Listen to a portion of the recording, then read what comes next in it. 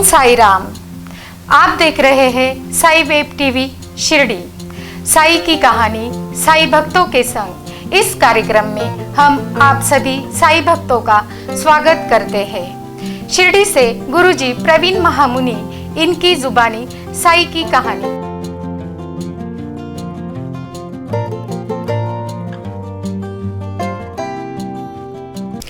श्री सच्चिदानंद सद्गुरु साईनाथ महाराज की जय।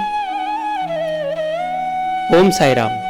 Sai web TV Shirdi के माध्यम से हम देख रहे हैं साई की कहानी साई भक्तों के संग। इस कार्यक्रम में मैं साई कथाकार एवं साई लीला महानाट्य का निर्माता प्रवीण महामुनि आप सभी साई भक्तों का हार्दिक स्वागत करता है। आइए आज के एपिसोड में हम बहुत ही सुंदर और एक रोचक कथा आपको सुनाने वाले हैं। इस कथा में हम लोग किस तरह से बाबा अपने मित्र के पास जाकर उसकी मदद करते हैं यह हम देखेंगे। बाबा वैद्यकी किया करते थे, बाबा एक योगी पुरुष थे, बाबा तपस्वी थे, बाबा बहुत कुछ थे, लेकिन साथ ही साथ में बाबा सगुण परब्रह्म रहते ही लेकिन इंसान के साथ इंसान के जैसा ही रहते थे। कभी उन्होंने अपने ईश्वर होने का अवडंबर नहीं किया। बाबा जड़ी बूटी खोजने के लिए कभी राहता जाते थे, कभी रुई गांव जाते थे, कभी सावलीवीर जाते थे, लेकिन आते आते बीच में नीमगांव लगता है। उस नीमगांव में बाबा अवश्य रुकते थे। उसका एक बहुत ही कारण था, बड़ा कारण था, क्योंकि वहां पर एक विशेष व्यक्ति रहते थे और जिनका नाम है बाबा साहब डेंगले पाटिल, नीमगांव के पाटिल।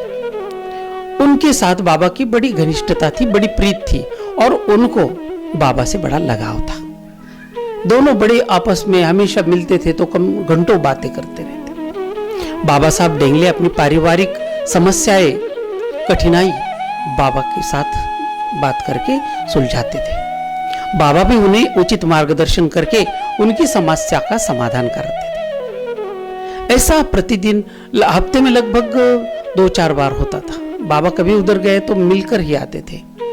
साथ ही साथ में यह क्रम सालों साल तक चलता रहा। एक दिन की बात है कि बाबा साहब खिन्न रूप से, बड़े निराश रूप में बैठे थे। बाबा साई बाबा वहां पहुंच जाते हैं। उन्होंने देखा कि बाबा साहब डेंगले पाटिल बड़े उदास मन से बैठे हैं। बाबा तो सर्वंतर्यामी है, भूत भविष्य और वर्तमान जानने वाली बाबा त्रिकालदर्शी है। फिर भी उन्होंने बाबा साहब डेंगले जी से पूछा, अरे वो बाबा, इतने निराश क्यों बैठे हो? तनिक मुझे बताओ, तुम्हारी क्या समस्या है? तो बाबा साहब डेंगले पाटिल ने बैठने के लिए बाबा को दे दिया। कंबल पर बाबा बैठ गए और साथ ही साथ में बड़ी निराश रूप से, निराश स्वर में बाबा साहब डेंगले पाटिल ने एक कर्म कहानी बताई। बाबा साहब डेंगले जी ने बताया कि उनके छोटे भाई नाना साहब डेंगले, जिनकी शादी हो चुकी थी, पहले पत्नी को कोई संतान नहीं हुई इसलिए दूसरी शादी की। लेकिन देखिए, दुर्भाग्य ऐसा है कि उनके दूसरे बीवी को भी कोई संतान नहीं हुई और इसी से उनका पूरा परिवार परेशान रहता था। बात बाबा को बताई। साई बाबा मन ही मन मुस्कुराए। बस यही बात, अल्लाह मालिक है, अल्लाह सबका मालिक है, सबका मालिक एक है। बाबा साहब, अगर हो सके तो नाना साहब को बोलना कि मस्जिद माई बड़ी दयालु है, बड़ी कृपालु है। जो भी भक्त मस्जिद माई के द्वार पर आकर अपना नाक रगड़ता है और उससे भीख मांगता है दया की, तो मस्जिद माई उसकी सारी इच्छाएं, सारी आशाएं, सारी इच्छाएं पूरी कर देती है। बाबा साहब पाटिल को धीरज देकर बाबा शिरडी में निकल आए। कुछ दिन बीत गए तो बाबा साहब डेंगले पाटिल नाना साहब और उनकी पत्नी को लेकर बैलगाड़ी में बैठकर मस्जिद माई के पास आ गए।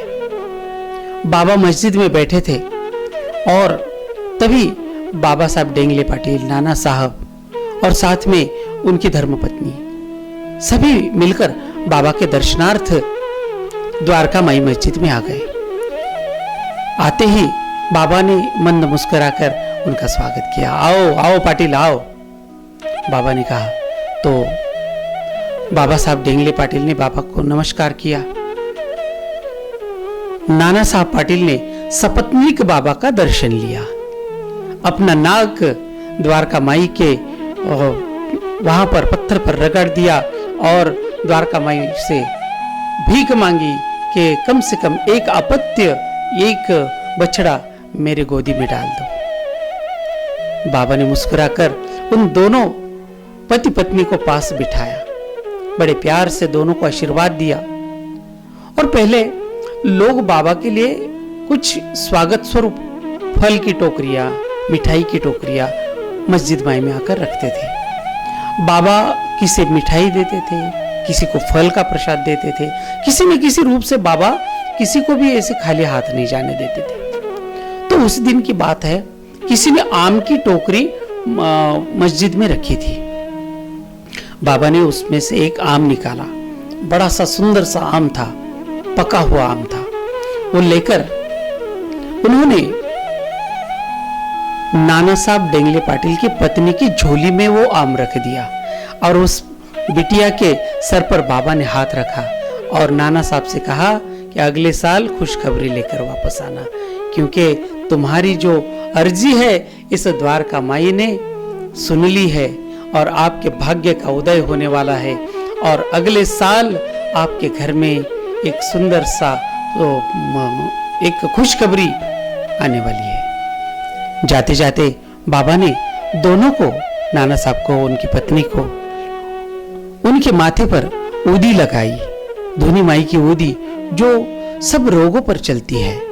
वह धुनी की ऊदी बाबा ने उन दोनों के मस्तिष्क में लगाई, आशीर्वाद रूप दे दिया और उन्हें जाने के लिए आज्ञा कर दी। वो दोनों पति पत्नी बाबा का आशीर्वाद, द्वारका माई का आशीर्वाद लेकर अपने घर वापस चले गए। और देखते देखते एक साल बीत गया और वो खुशी की घड़ी बाबा साहब, नाना साहब और उनके पूरे परिवार के साथ वो खुशी की घड़ी आ गई और नाना साहब को एक पुत्र रत्न प्राप्त हुआ। ये खुशी की बात, उनका पूरा परिवार हर्ष उल्लासित हो गया। उन्होंने खुशी से पूरे गांव में मिठाई बांटी और सबसे पहले उन्होंने बाबा का मन ही मन में शुक्रिया अदा किया और जल्द से जल्द उस बच्चे को लेकर उन्होंने शिरडी आने का प्रयोजन बनाया।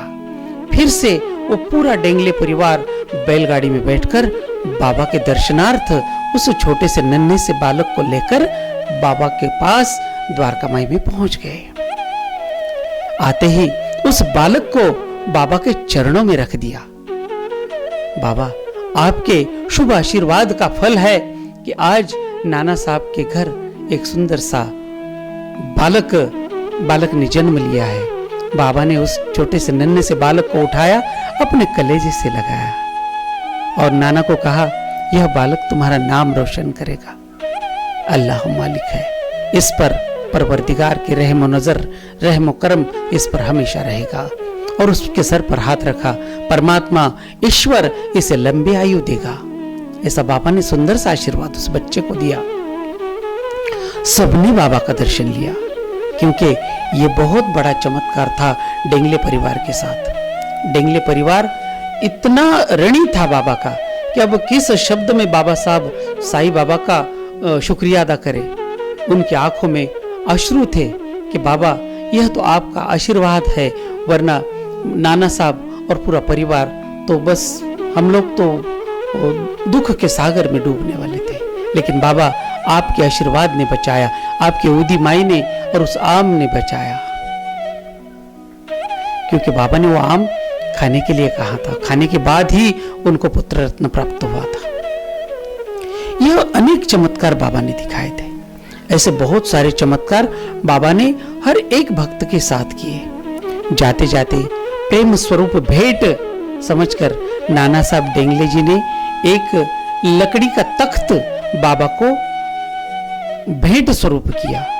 4 फीट का वो लकड़ी का तख्त बाबा को सोने के लिए नाना साहब डेंगले पाटिल ने दे दिया था। यह प्रेम की भेंट थी। भेंट का कोई स्वरूप नहीं रहता। नाना साहब ने दिया हुआ इस लकड़ी के तख्त की भेंट को बाबा ने बड़े प्यार से स्वीकार किया, अपने पास द्वारकामाई में उसे रखा। देखिए, उस तख्त की बहुत बड़ी रोचक कहानी है। इसको हम आगे के एपिसोड में आपको सुनाने जा रहे हैं, क्योंकि डेंगले पाटिल परिवार के साथ बाबा की जो घनिष्ठता थी, बाबा ने उनके परिवार के साथ या वो नीमगांव में बहुत बड़े बड़े चमत्कार किए, लीलाएं की है, और उसका बखान करते करते एक एपिसोड में ये मतलब पॉसिबल नहीं है। हम लोग लगभग 3 और एपिसोड इसी विषय में करेंगे, क्योंकि किस तरह से बाबा ने उस बालक के साथ भी एक चमत्कार किया था, साथ ही साथ में उस बालक के साथ जो चमत्कार किया था, उस जो तख्त के साथ भी एक चमत्कार हुआ था, वो तो बहुत ही बड़ा रोचक चमत्कार है। साथ ही साथ में नीमगांव में अकाल पड़ गया था, पूरे शिरडी नीमगांव पंचक्रोशी में अकाल पड़ा था। तब बाबा ने नीमगांव में एक चमत्कार किया था, उसकी भी हम लोग चर्चा करेंगे। और साथ ही साथ में पूरे एपिसोड में बाबा ने किस तरह से चमत्कार किए, अपनी लीलाएं दिखाई, इसका हम लोग लगभग और 3 एपिसोड के साथ इसकी चर्चा करेंगे। तो जाते जाते एक सुंदर सा भजन आप सभी साईं भक्तों के लिए। देर ना